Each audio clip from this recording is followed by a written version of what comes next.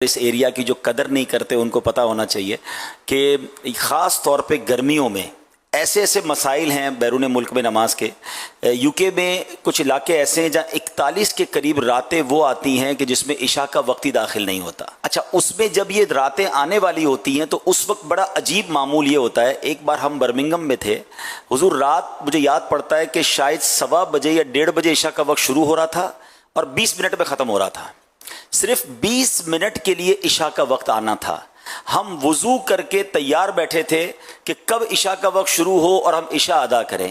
میں سوچنے لگا یا اللہ ہمارا وطن اتنی بڑی رات ہمیں عشاء پڑھنے کے لیے ملتی ہے, نمازوں کے اوقات میں اتنا آسانی. یعنی وہاں آپ سوچیں کہ لوگ الارم رکھ کے سوتے ہیں کیونکہ 1:30 بجے تک جاگ نہیں سکتے.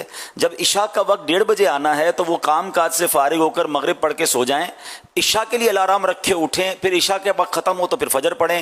مطلب ٹائم ٹیبل جو ہمارے ساتھ زندگی گزر رہی ہے نا کہ اندھیرے کے ساتھ سونا ہے, اجالے کے ساتھ کام پہ جانا ہے, وہاں کئی بار اندھیرے میں کام پہ جانا پڑتا ہے اور اجالے میں سونا پڑتا ہے. کہ جب رات 11 بجے مغرب ہو رہی ہے تو جس کا معمول جلدی سونے کا ہے, ہاں جو نمازی ہے اس کو تو جاگنا پڑے گا, ورنہ لوگ تو اجالے کے اندر پردے لگا کر سو جاتے ہیں اور ان کی باہر دن چل رہا ہوتا ہے لیکن وہ ایکچولی دن نہیں ہوتا.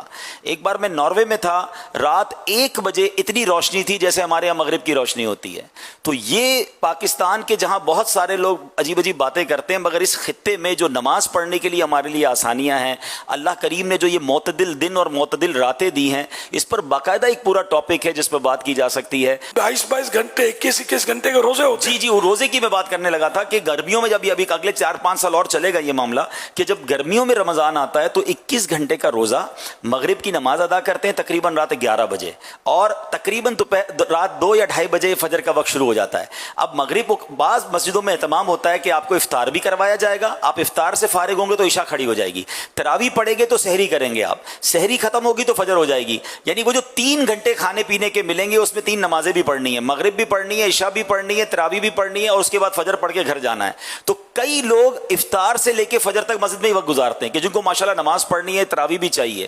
اب آپ بتائیں, اب وہاں ہم نے جب دیکھا کہ بڑی تعداد میں لوگ روزے رکھتے ہیں تو پھر ہمارے وطن میں ان کے لیے بھی سبق ہے جو 15-16 گھنٹے کے روزے میں ڈنڈی مار رہے ہوتے ہیں. وہاں واقع وہاں پھر بھی روزے رکھتے ہیں, روزے رکھتے ہیں ایسی تکلیف کے باوجود, آزمائش کے باوجود, الحمدللہ. اور گرمیوں میں خیر وہاں اتنی گرمی نہیں ہوتی لیکن 21 گھنٹے پیاس بھوک تو لگے گی نا. جی اور 3 گھنٹے میں کتنا کھا کے اور پی کے پیے گا. ایسا ہی ہے. اللہ اکبر اللہ اکبر اللہ اکبر. نہیں واقعی ہمارا ملک جو ہے نا وہ ان نعمتوں سے مطلب یعنی کہ مزین ہے.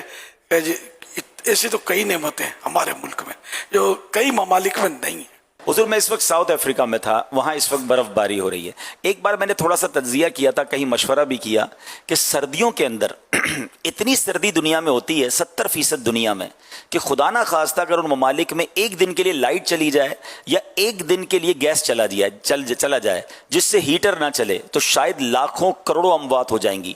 ہم دنیا کے اس خطے میں ہیں کہ جہاں اگر کئی دن تک لائٹ نہ ہو, چاہے گرمیاں ہوں یا چاہے سردیاں ہوں, اللہ نے یہاں ایسا موسم رکھا ہے کہ ہم اس پہ سروائیو کر سکتے ہیں, ٹھیک ہے نا. لیکن وہاں تو ان کی حیات ہی, ان کی زندگی ہی ہیٹر سے لگی ہوئی ہے. -40 ڈگری ٹیمپریچر باہر ہے, -20 ڈگری ٹیمپریچر باہر ہے اور ہم رات کو ہیٹر کے سہارے گزار رہے ہوتے ہیں. وہ ایک دن کے لیے اگر ہیٹر بند ہو جائے, بلکہ میں کہتا ہوں چند گھنٹوں کے لیے بند ہو جائے, تو نہ جانے کتنی اموات ہو جائیں گی. تو یہ بھی ہمارے وطن اور اس خطے کو اللہ پاک نے نوازا ہے کہ جہاں موسم بھی اس شدت کا نہیں ہے جو دنیا کے, میں کہتا ہوں 60-70% دنیا ایسی ہے جو شدید ٹھنڈ میں ہوتی ہے جب سردیاں ہوتی ہیں. اچھا حضور ایک اور میں آپ کو عجیب بات بتاؤں, شاید ہمارے ناظرین کے لیے دلچسپی کا باعث بھی ہو اور وطن کی اور احساس ہو. ہمارے یہاں ہمارے جو پریئر ٹائم اپلیکیشن ہے, ہم دیکھتے ہیں کہ آج مثال کے طور پہ 7:25 پہ افطار ہوا ہے تو کل ہمیں پتہ ہے 1-8 منٹ کا فرق آئے گا, 7:24 ہو جائے گا یا 7:26 ہو جائے گا.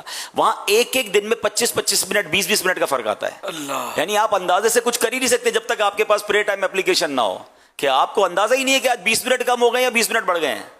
اس قدر جمپ آتا ہے ٹائم کے اندر نمازوں کے اور افطار کے اور دیگر اوقات. ماشاءاللہ بڑی معلومات